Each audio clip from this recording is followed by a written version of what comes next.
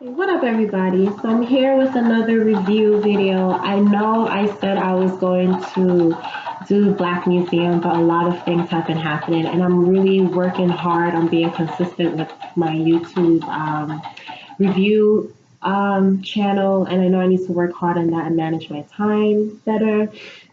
I will do the Black Museum review very soon.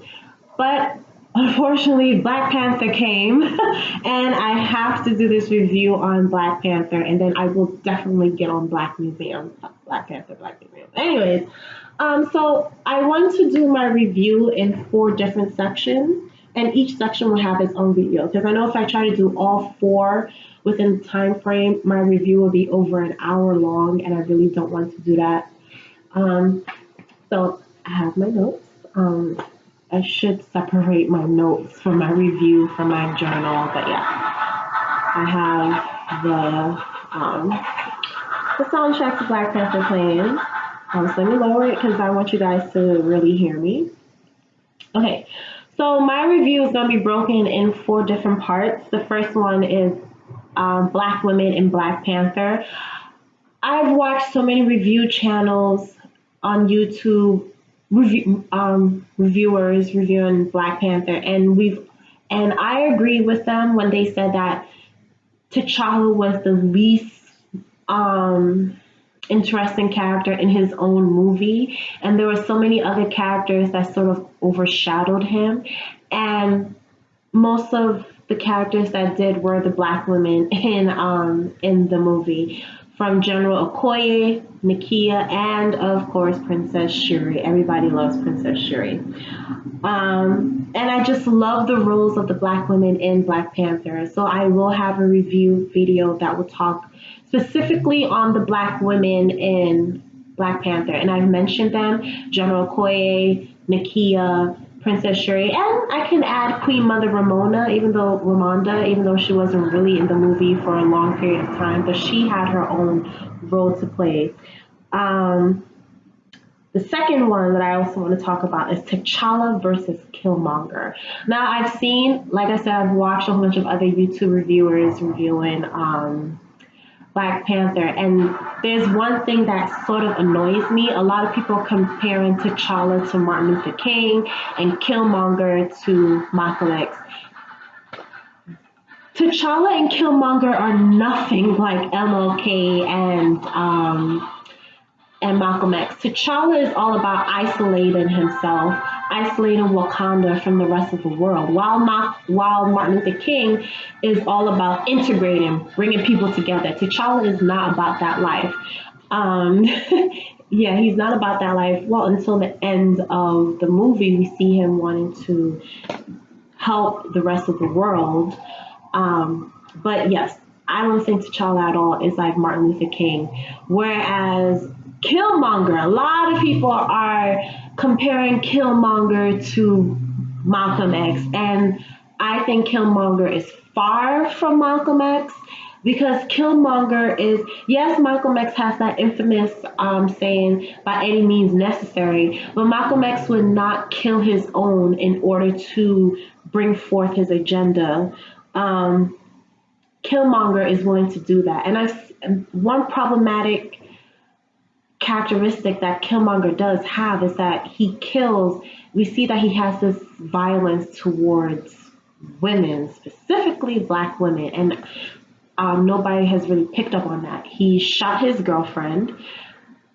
He assaulted the elderly woman in the hall after he drank the purple heart-shaped fern, and he killed a member of the Dora Milaje, and he was about to kill Princess Shuri. So there's this violence that he has towards Black women within the movie, and Malcolm X has this famous saying, the most disrespected person in America is the Black woman, and Malcolm X always made speeches towards, not always, but he always advocated for Black women and how Black men should step up their role in protecting Black women.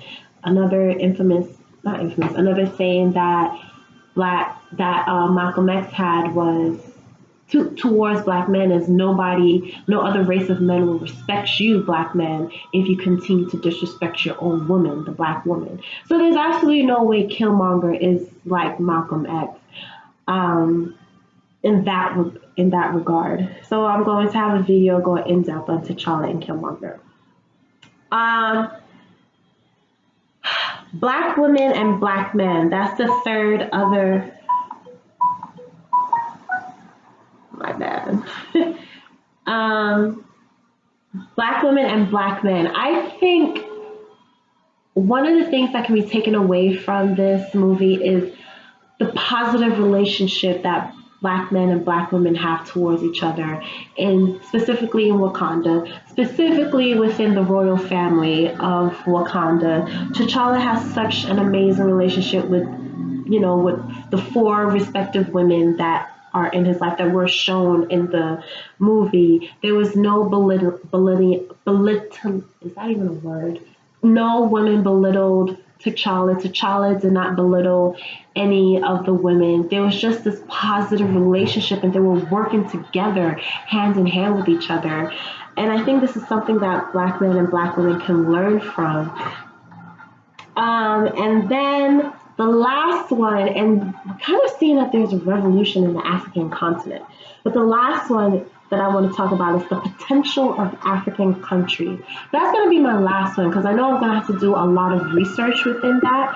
But as Lupita Nyong'o, Danai Gurira has mentioned in other interviews, the reason why Black Panther is so important and is so, why it's so important is because Black Panther shows what an African country could have been if it was not colonized and influenced by Europeans, and the United States. The United States does have a role in the demise of African countries. And we see how prosperous Wakanda is. And of course, they have that powerful resource, which is vibranium. And there are African countries that have so many valuable resources that the rest of the world needs. I forgot which African country it is. I think there's one African country that produces rubber. No, not rubber. It is the only, God, what is that country in Africa? I can't remember. The name is escaping me. But there's an African country that produces, it's the only country on this planet that produces the material. Oh, I gotta do more research. That produces the only material that we use for our cell phones, for batteries for cell phones, laptops, anything you name it. That African country is the only country on the planet that produces that.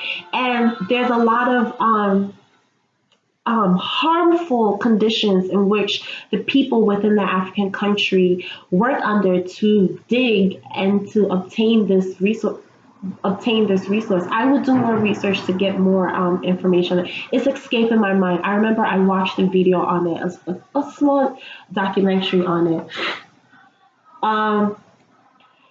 And yeah, I saw the documentary, and the children, my God, that were working in these harmful conditions.